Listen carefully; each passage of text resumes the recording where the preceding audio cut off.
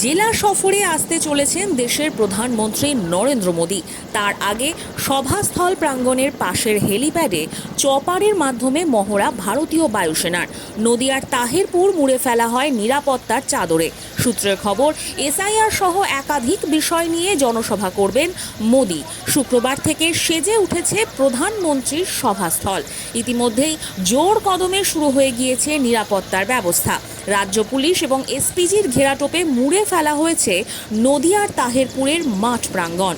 উল্লেখ্য, সামনেই বিধানসভা নির্বাচনের নিরিখে দলীয় কর্মীদের একাধিক বার্তা দিতে পারেন প্রধানমন্ত্রী। এছাড়াও এসআইআর নিয়েও বার্তা দিতে পারেন তিনি। অর্থাৎ আগাম জনসভা থেকে প্রধানমন্ত্রী কী ভাষণ দিতে পারেন সেই দিকেই তাকিয়ে রয়েছে রাজ্য স্তরের বিজেপি নেতৃত্ব। শুক্রবার প্রধানমন্ত্রীর আশাকে কেন্দ্র করে হেলিপ্যাডে চপারের মাধ্যমে মহড়া চালায় ভারতীয় বায়ুসেনা। অন্যদিকে অতিরিক্ত নিরাপত্তার ব্যবস্থা নিয়ে খতিয়ে দেখছে এসপিজি। দিনের আরও গুরুত্বপূর্ণ খবরের দিকে নজর রাখুন দ্য বর্ডার লাইনে।